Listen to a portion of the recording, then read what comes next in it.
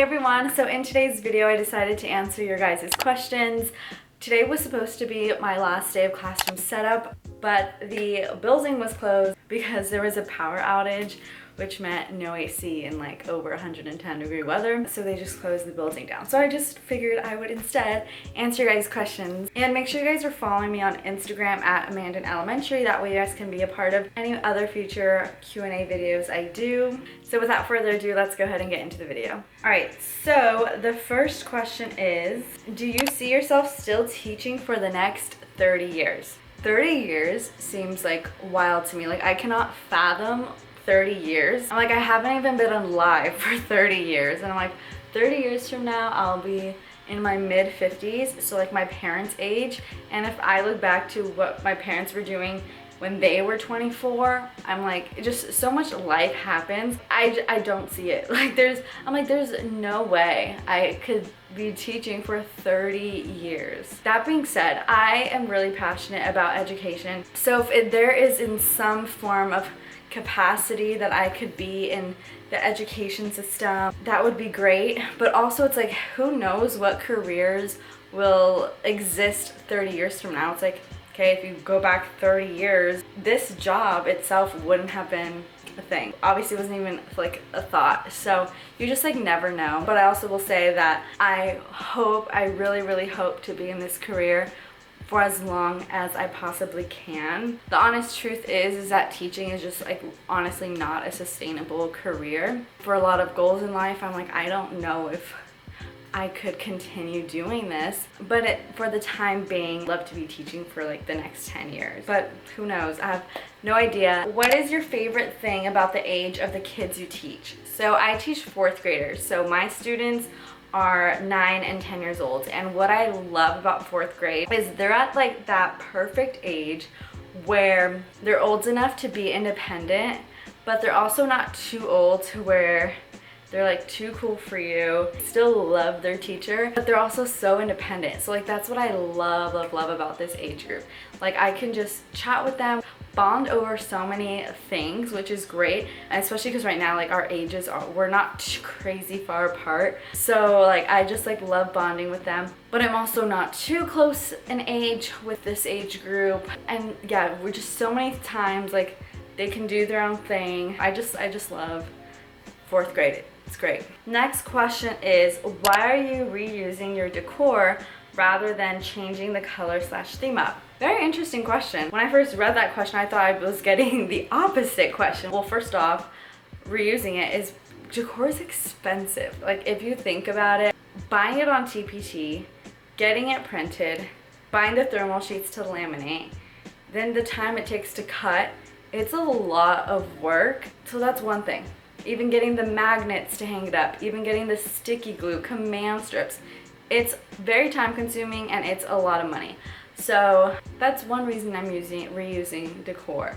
But also I feel like I actually am like, yes, I'm reusing decor, but I'm also like, I feel like I got a lot of new things and I'm like, why did I do this to myself? Which I did receive a TPT gift card, so that's why I was like, okay, if I have a gift card, let me freshen up some new decor, get a little bit of new things. So I did that, and then I kind of just went overboard and I was like, oh my gosh, why am I spending my money on these things? But again, they're things that make me happy and bring me joy, so that's why I'm doing them. I am changing things up, but I love the colors of my classroom. It's bright, colorful, and also pink. I'm adding a lot more pink in my classroom because I'm like at the end of the day, I keep reminding myself, do things that make you happy and bring you joy. I'm like, I would love to have a fully pink classroom. I'm like, I'm not gonna do that. I'm still gonna add in this different colors, but for me, I'm gonna add in as much pink as I can.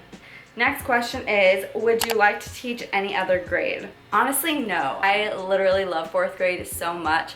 4th grade has my heart. Again, I've only taught 4th grade once, so like, who knows, what if I go into the 2nd year, I'm like, actually, I don't. I'm sure that won't happen, but I do love this grade level, and I don't know, I don't think there is any other grade I'd rather be teaching. Because you had so many classroom donations, have you considered promoting lists for teachers who do not have the following like you do? Which this is a fair question because it's fair to assume that a lot of my donations have been from my platform, but actually I really want to emphasize with you guys that you need to get on Donors Choose. If you haven't heard of Donors Choose before, it's a website for teachers where you can add basically kind of like an Amazon wish list, but more than just Amazon.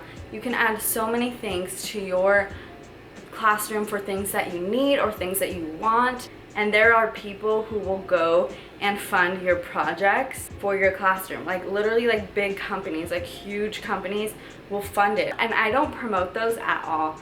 My Donors Choose, rather than just me mentioning on my unboxings that they were from there, I don't promote my projects on my platform. I kind of just let it do its own thing on Donors Choose, and I've gotten like almost 10 projects funded within like the last year. I've only done Donors Choose for a year, and I've gotten probably about 9 projects funded, which is worth a lot of money, and I'm so grateful. But it's just people who are like on the website wanting to fund, and majority of projects on Donors Choose get funded.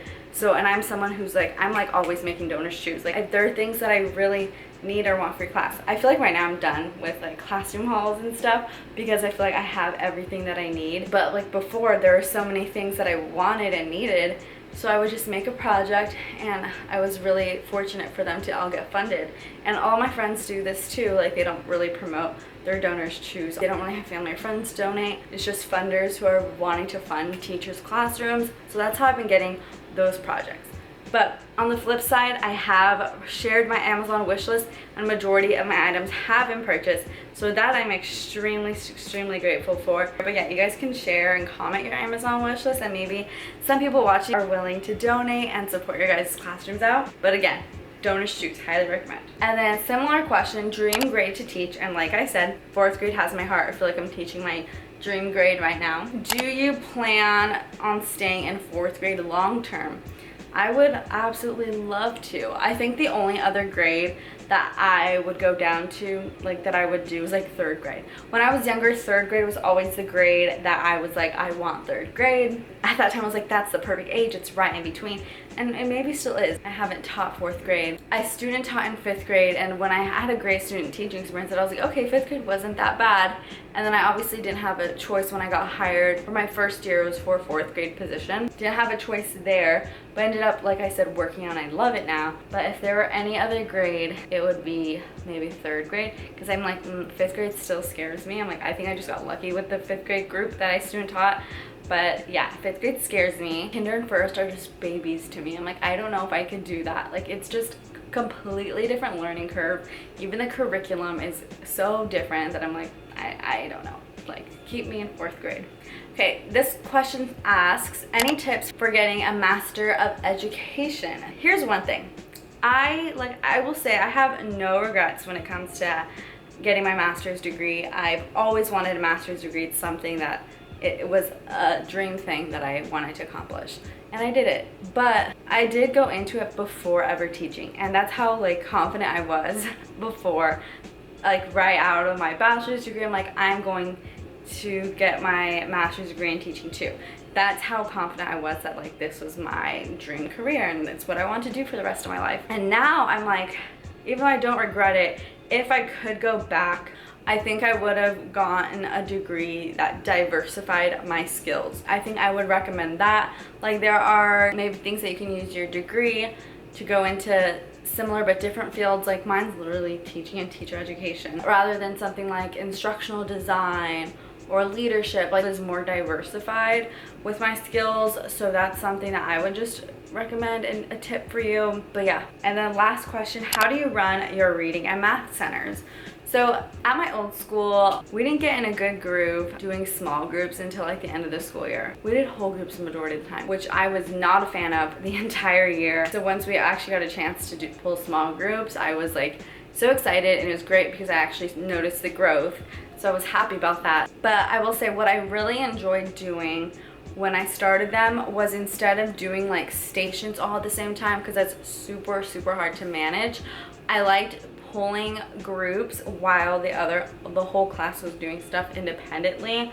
I felt that worked way smoother because I didn't have to manage so many different groups at one time when I'm trying to work with a small group. So I liked being able that they were all working quietly, they'd have their headphones in, have a checklist of items that they needed to get done, so they knew during that small group time, they had to get 4 different assignments done. They would check it off when they were done with it, and they worked independently. They had their headphones in, so they were quiet for the most part, and didn't need my help as much, so I loved that. And then I could just easily pull my groups out, and it was a lot less planning time for me too, because when I was working in my whole groups, it was easier to sort and differentiate that way, depending on what skill I saw that they needed extra support with, or a skill that they needed to be more pushed on. Just in that regard, it was easier for me to differentiate more efficiently. So I like doing that, like pulling a small group while the kids were working independently, creating a checklist for them. So yeah, I hope you guys enjoyed today's video of me answering your guys' questions. If you guys enjoyed today's video, be sure to give it a thumbs up and subscribe down below if you haven't already, and I'll see you on my next video. Bye guys.